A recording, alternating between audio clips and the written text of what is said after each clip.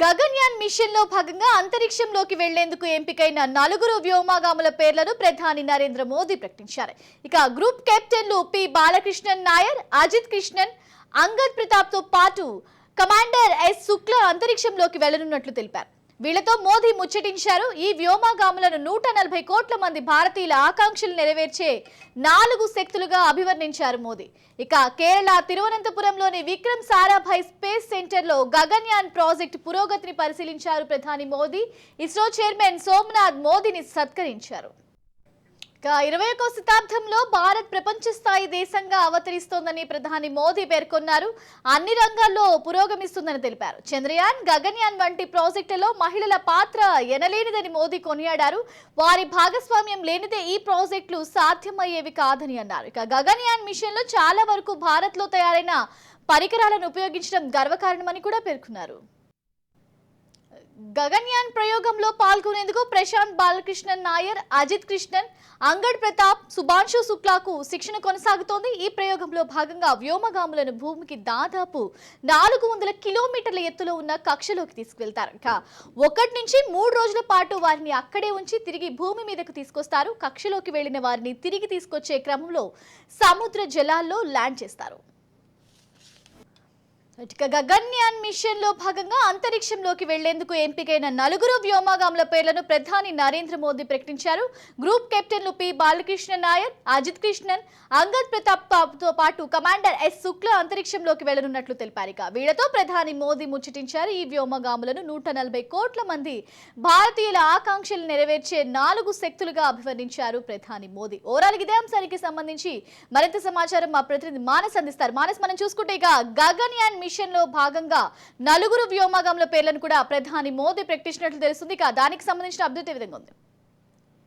స్టాలియా, మనం చూసుకుంటే 2 సంవత్సరాల సుదీర్ఘ విరామం తర్వాత మోడీ ఈ 4 ఆస్ట్రోనాట్స్ పేర్లు అయితే ప్రకటించడం జరిగింది. ఎందుకంటే ముఖ్యంగా 2020లోనే వీళ్ళకి శిక్షణ ఇవ్వడం జరిగింది. ఇస్రో ఎంపిక చేసిన ఈ 4 కూడా ముందుగా రష్యాకి పంపించి అక్కడ వీళ్ళకి శిక్షణ ఇవ్వడం జరిగింది. అయితే రష్యా నుంచి తిరిగి వచ్చిన తర్వాత కూడా వీళ్ళ పేర్లు ప్రకటించకుండా ఉంచడం జరిగింది. ఎందుకంటే కోవిడ్ కారణంగా అనేక మార్లు ఈ ప్రకటన చేయాల్సిన అంశాలన్నింటినీ కూడా పోస్ట్పోన్ చేస్తూ వచ్చారు. ఫైనల్ గా ఇప్పుడు కోవిడ్ కారణంగా 2 సంవత్సరాల తర్వాత మళ్ళీ రీఓపెన్ అంటే ఈ సమావేశంతో వీళ్ళ 4 పేర్లు కూడా ప్రకటించడం జరిగింది. అయితే ముఖ్యంగా చూసుకుంటే భారత్ మూడు టాప్ 3 కంట్రీస్ లో 1 ఆఫ్ ది కంట్రీగా ఇండియా ఖచ్చితంగా నిలుస్తుంది అనే ఒక ఆకాంక్షతోటి ప్రధాని మోడీ ప్రతి విషయంలోనూ ముందుకు సాగుతున్నారని చెప్పుకోవచ్చు. అందులో భాగంగానే అటు ఆస్ట్రోనాట్ విషయంలోనే కాకుండా మన ఇండియన్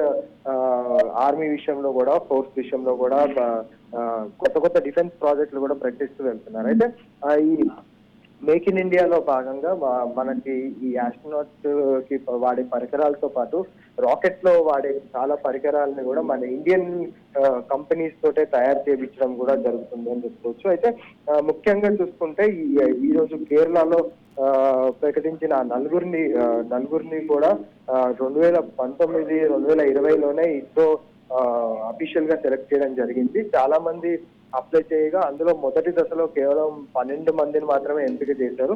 ఆ 12 మంది నుంచి కూడా మళ్ళీ ఇంకొంత స్క్రూటనైజ్ ఫార్మాట్స్ అని చేసుకుంటూ ఒక 4 మాత్రం ఫైనలైజ్ చేయడం జరిగింది. అయితే ముందుగా చూసుకుంటే గ్రూప్ కెప్టెన్ ప్రశాంత్ బాలకృష్ణ నాయర్ తో పాటు మరో గ్రూప్ కెప్టెన్ అజిత్ కృష్ణన్, ఇంకా అంగద్ ప్రతాప్ తో పాటు వింగ్ కమాండర్ సుభాన్షు శుక్లాని కూడా ఫైనలైజ్ చేయడం జరిగింది. అయితే వీళ్ళని ముఖ్యంగా ఫైనలైజ్ చేయడానికి రీజన్స్ చెప్పుకున్న విషయంలో కూడా చూసుకుంటే వీళ్ళందరూ కూడా అటు ఎయిర్ ఫోర్స్ విభాగాల్లో ఎట్లాంటి సిచ్యువేషన్స్ అయినా ఫేస్ చేయగలిగే హిస్టరీ ఉన్న వాళ్ళు కావడంతో ఈ 4 ఎంపిక చేయడం జరిగింది. అదే విధంగా చూసుకుంటే చాలా హై టెక్నికల్ నాలెడ్జ్ తో పాటు వీళ్ళ దగ్గర ధైర్య సాహసాలు కూడా, ఎందుకంటే వీళ్ళు గతంలో చేసిన ఎక్స్పెరిమెంట్స్ కావచ్చు, ఎయిర్ ఫోర్స్ లో పనిచేసిన ఎక్స్పీరియన్స్ కావచ్చు, ఇవన్నీ కూడా ఈ గగన్యాన్కి కంప్లీట్ గా యాడ్ అవుతుందని చెప్పి మోడీ కూడా ప్రస్తావించడం జరిగింది. Right, thank you Manas.